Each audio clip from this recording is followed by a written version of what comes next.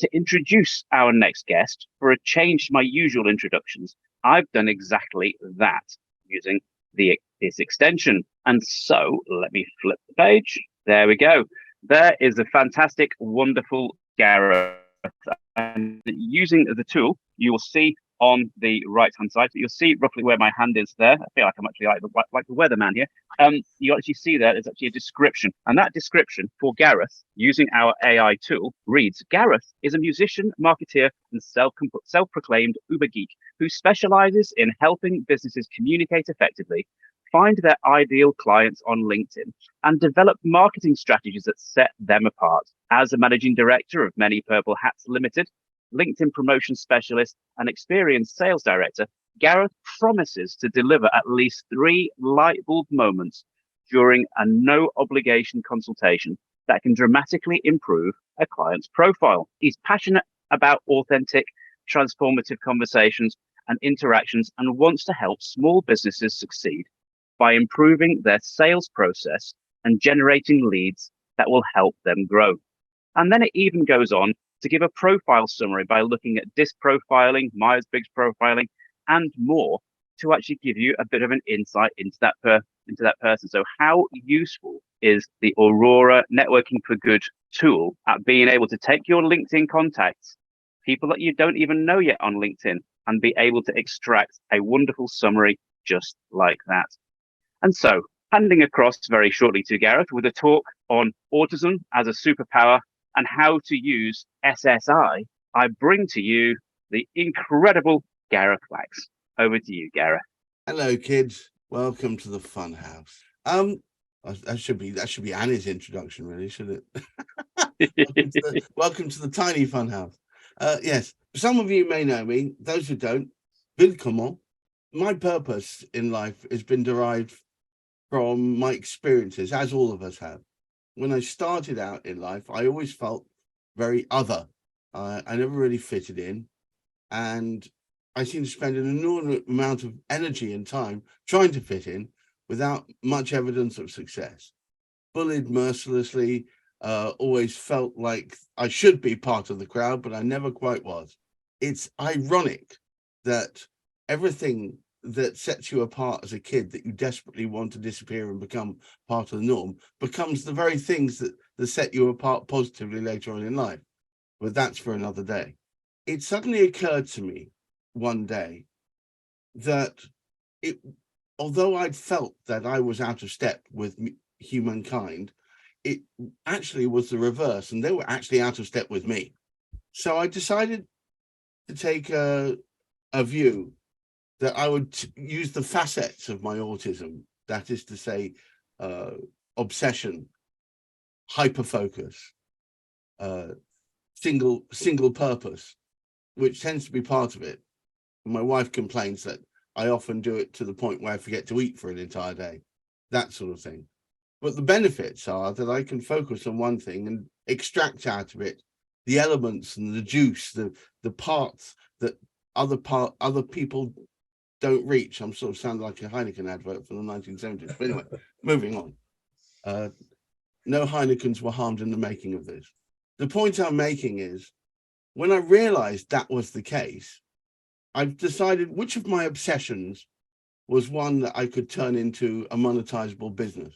And I'd been obsessed with LinkedIn for about 5 years, primarily because most people do it wrong. And what I mean by that is they misperceive its purpose in life. Now, where it was intended to be when it first came about was a glorified job board. It's a place that people who had jobs could meet people who wanted jobs, and the two could be brought together, and hey ho, hooray.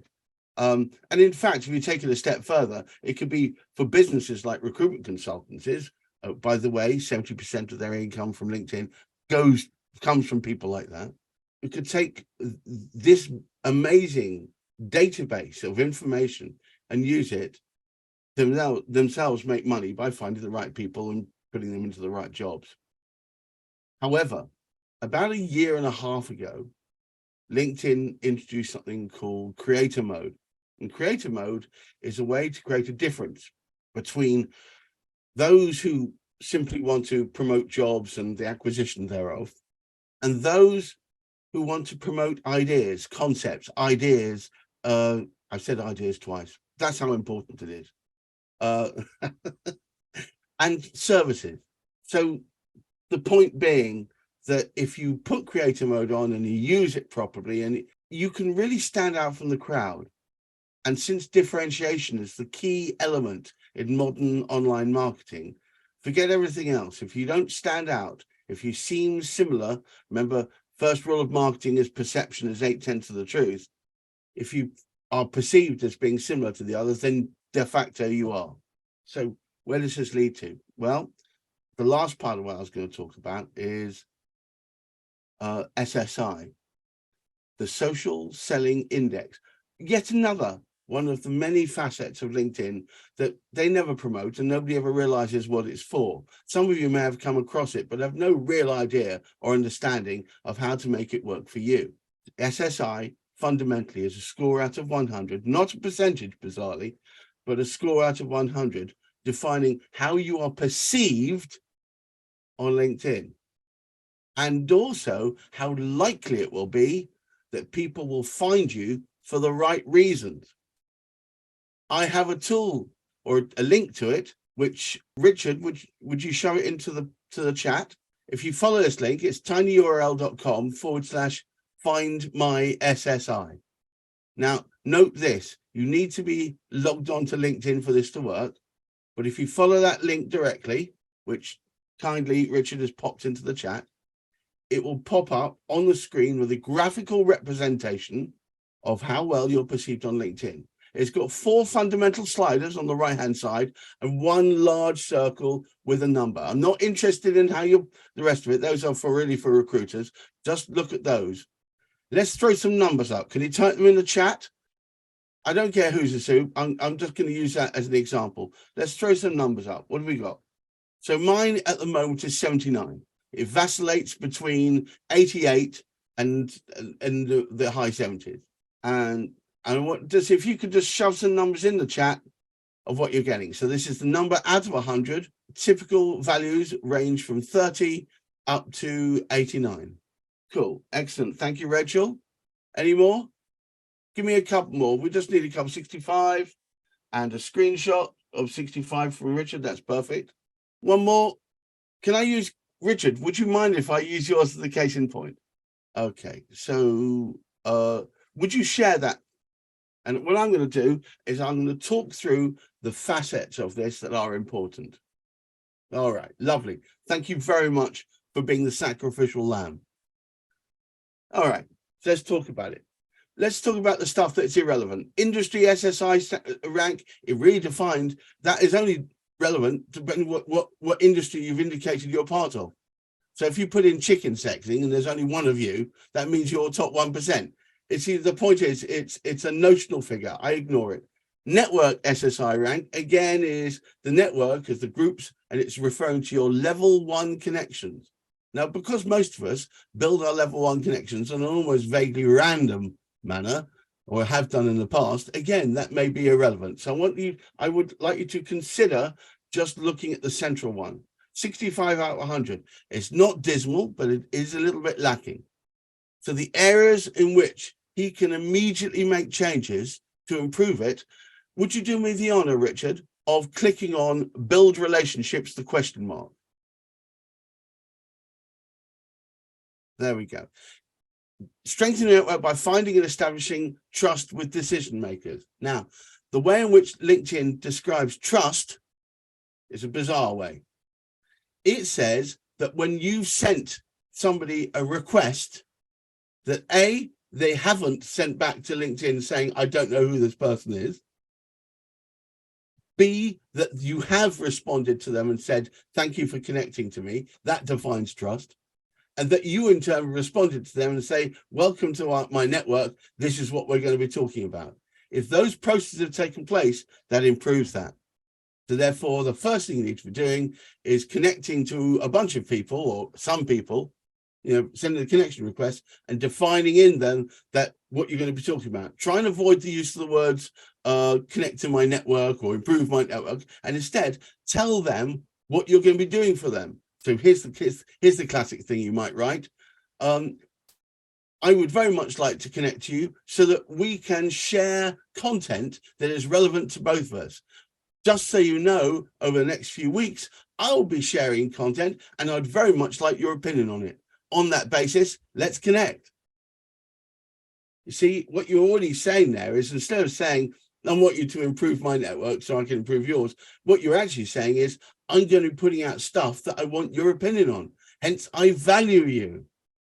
Okay, second one, can you do me a favor and click on the top question mark where it says establish your person? Right, good. Your profile is key to this.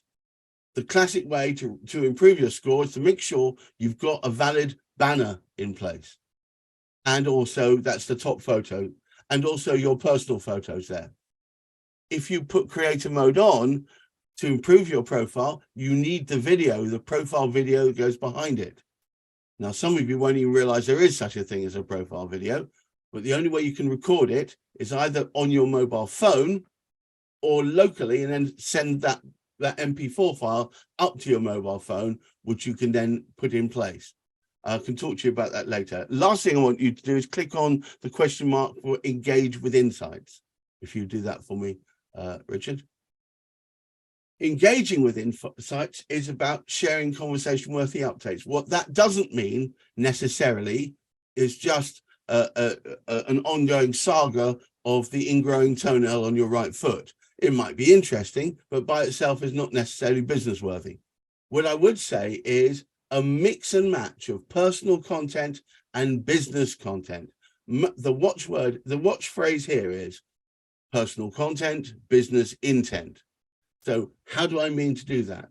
Put up there your personal feelings on something. I'm really upset by the way the potholes in my local area aren't being filled up. It's really irritating and shaking my teeth out.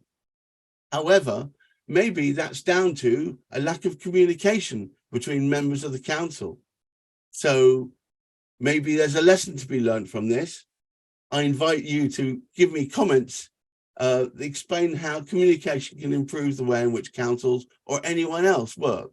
You see what I've done there? I changed the slant from being a personal thing to talking about communication.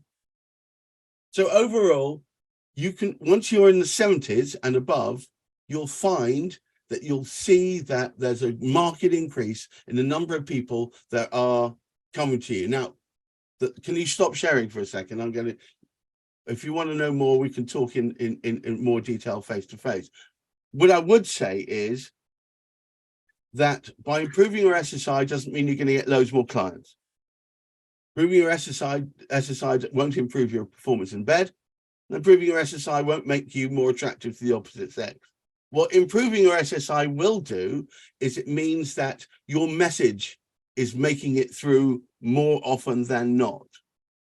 So if your message is, let's spend time together so we can, okay, it might improve it. Yes, true. It might improve your sleep in bed.